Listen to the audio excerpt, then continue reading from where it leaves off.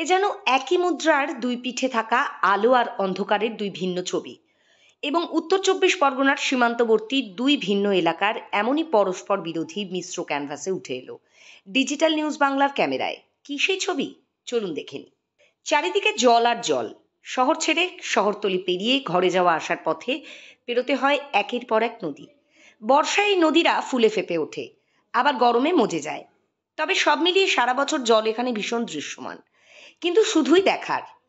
এ জল খাওয়ার নয়। উত্তর চব্বিশ পরগনার সুন্দরবন সীমান্তের হিঙ্গলগঞ্জ এলাকায় এই 21 শতকেও পানীয় জলহীন হয়ে কাটাচ্ছেন এক বিস্তীর্ণ এলাকার মানুষ। হিঙ্গলগঞ্জের সাহেবখালী পঞ্চায়েতের চারাল সহ বেশ কয়েকটি গ্রামের মানুষ আজও পায়নি একটাও পানীয় জলের নলকূপ। আশেপাশের কোথাও আজও পর্যন্ত নেই একটাও সরকারি পরিশুদ্ধ পানীয় জলের প্ল্যান্ট। জীবন বাঁচাতে তাই সীমান্তবর্তী একটা পুকুরই এখানকার একমাত্র ভরসা। দূর দূরান্ত থেকে কয়েক কিলোমিটার সাইকেল চালিয়ে এখান থেকে তৃষ্ণার জল নিয়ে যান বিস্তীর্ণ এই এলাকার কয়েক হাজার মানুষ। মানে ময়লা আবর্জনা পড়ে তো, সেজন্য এই জল আমরা খাতে পারতেছি না। জলটা একটু ভালো করে দাও, যাতে যাতে ভালো। আমরা এই জল তো খাচ্ছি, আর কোথাও পুকুরের জল, আমাদের তো কোনো জল নেই এই পুকুর ছাড়া। আমাদের এই পুকুরের জল ছাড়া আমার জীবন নেই, জান করতে এই পুকুরের জলে তা বহুদিন তো খাচ্ছি, তাই এখন আর পাচ্ছি না। এই জলের ছালা গন্ধ খাচ্ছি। এখন কোনো পরিবর্তন তো কিছু হচ্ছে না, যাতে হয় তাই আপনারা করুন। এই ফিল্টার করে, এই বালিতে ফিল্টার হয় আমাদের এখানে। সমস্যা এই পুকুরে হাত চড়ছে, চারি সাইডে যাতে ব্র্যাকেটটা হয়, তার জন্য বলছি বারবার। পাইপ লাইনের মাধ্যমে এখানে তো জলেই নেই আমাদের, এইটাই জল, এই চাঁদখালি এইটাই জল আমাদের, এই পুকুরের জল আমাদের। হ্যাঁ, এ ধরো আমি আসছি আমাদের চাঁদালখালি 7 নম্বর চাঁদালখালি থেকে। 15 মিনিট তো লাগে। না, এছাড়া এখানে আর জল নেই। জলের জন্য সমস্যা হচ্ছে আমাদের তো এই গরমকালে দেখো সবার ঘরে ঘরে জল দরকার, কিন্তু একটাই আমাদের এই জলের ব্যবস্থা, এই পুকুরের জল, তাছাড়া আর কোনো ব্যবস্থাই তো নেই আমাদের এখানে। আমরা চাইছি যাতে একটু জলের উন্নতি হয় আমাদের এখানে। এই জলটা আমাদের আসে ঠিক আছে, এটা যদি ভালোভাবে ব্যবস্থা করে দেয় ভালো হতো আমাদের। এই পুকুরে হাঁস চড়ছে, কখনো কত কি পড়ছে, কুকুর, হাঁস, গরু। আমরা এই যে পুকুরের জলেই খাই, না কোথাও জল পাওয়া যায় না এই পুকুরের জল ছাড়া। ও এখান থেকে সাহেবখালী 5 নম্বর, 4 নম্বর, 2 নম্বর, 1 নম্বর, 3 নম্বর সব জায়গার থেকে এই জল খায়। হ্যাঁ, এই একটাই জায়গা, কোথাও জল নেই এই জল ছাড়া, কোথাও পাওয়া যায় না জলটা। এই পুকুরের জলটাই আমরা সারা জীবন ধরে এই জলটাই খাই, এখানে জলেই হয় না। না, সরকার কোনো ব্যবস্থা করছে না। চাইছে যে জল হোক, সবাই যেন এই পানীয় জল যেন খেতে পারে, একটু জলের ব্যবস্থাটা ভালো হোক, এইটাই আমরা চাই।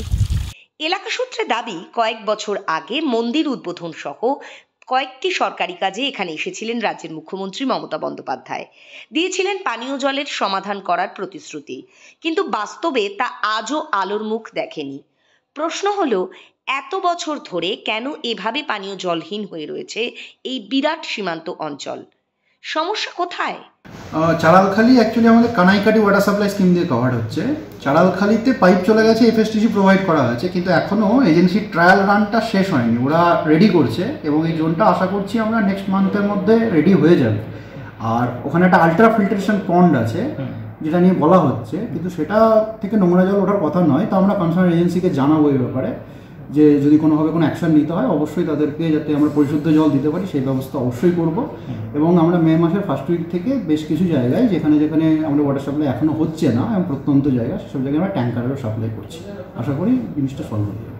পানীয় জলের সমস্যা বলতে আমরা বিগত দিনে ওয়াটার ট্রিটমেন্ট প্ল্যান্ট বসিয়েছি এবং আমরা এখান থেকে পঞ্চায়েতগতভাবে, মানে ডিএমের অর্ডার থেকে বিডিও, সেইভাবে আমরা পঞ্চায়েতগতভাবে আমরা গাড়ি দিয়ে প্রত্যেকটা এরিয়ায়, পাড়ায় পাড়ায় জল দেওয়ার ব্যবস্থা করেছি। এখনও পর্যন্ত জল দেওয়া চলছে না। সেটা গ্রামের লোকের কিছুটা দায়িত্বটা যেমন পঞ্চায়েত প্রধানের থাকবে, পঞ্চায়েত মেম্বারের থাকবে, ঠিক তেমনিভাবে দায়িত্বটা কিন্তু সাধারণ মানুষের থাকবে। একটা কেউ যদি ওই জলটাকে যদি নোংরা করে, সেখানে একটা পঞ্চায়েত সদস্যদের এইরকম দায়িত্ব থাকবে, গ্রাম পাড়া প্রতিবেশী এবং স্থানীয় বাসিন্দাদের সেই দায়িত্বটা থেকে থাকে। কারণ এখান থেকে পঞ্চায়েত প্রধান বা পঞ্চায়েত মেম্বার তো গিয়ে তদারকি করতে পারে না, যারা খাওয়ার উপযোগী জল তারা এখান স্থানীয় মানুষ যদি সচেতন না হয় তাহলে সেখানে কারো কিছু করার থাকে না। হ্যাঁ, পাইপলাইনের মধ্যে একটা একটা ট্যাঙ্কির একটা ক্যাপাসিটি থাকে, সেই ক্যাপাসিটি অনুযায়ী আমার সাহেবখালী, রমাপুর এটা আপনার সিধারকাঠি জোনের মধ্যে পড়ছে। রমাপুর ওটা আপনার জলটা সবাই পাচ্ছে, এবং সাহেবখালী এবং পুকুরিয়া এই মানে 3টে মৌজার জল প্রত্যেকেই, সাধারণ মানুষ প্রত্যেকেই পাচ্ছে। আর চাঁড়ালখালী এবং দেউলি যে মৌজাটা আছে, এই মৌজার জলগুলো গাড়ির মাধ্যমে প্রত্যেক জায়গায় পৌঁছে দেওয়া হচ্ছে, এবং পাইপলাইনগুলো পৌঁছে গেছে। আগামী 2-3 মাসের মধ্যে এই জলটা দেওয়া সম্ভব। হাসনাবাদ ব্লকের সাহেবখালীতে যখন পানীয় জলের জন্য হাহাকার, তখন সেই একই ব্লকের বসিরহাট দক্ষিণ বিধানসভা এলাকার টাকি পুরসভার 16টি ওয়ার্ডের মানুষ অবশেষে পেতে চলেছে পরিশ্রুত জলের স্বাদ।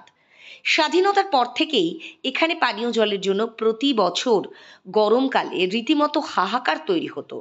উত্তর 24 পরগনার বাংলাদেশ ঘেঁষা এই পর্যটন শহরে বাড়ি বাড়ি ঘুরলেই দেখা যাবে সরকারি ট্যাপ কলের লাইন।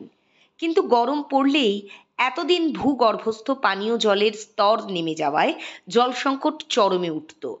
এবার সেই সমস্যার চিরস্থায়ী সমাধানের উদ্যোগ নিল টাকি পুরসভা। আর পুরসভার সেই উদ্যোগের সহযোগী হলো উত্তর 24 পরগনা জেলা পরিষদ। সম্প্রতি শুরু হলো 55 কোটি টাকার এই পানীয় জল প্রকল্পের কাজ, যা শেষ হবে আগামী 2 বছরের মধ্যে।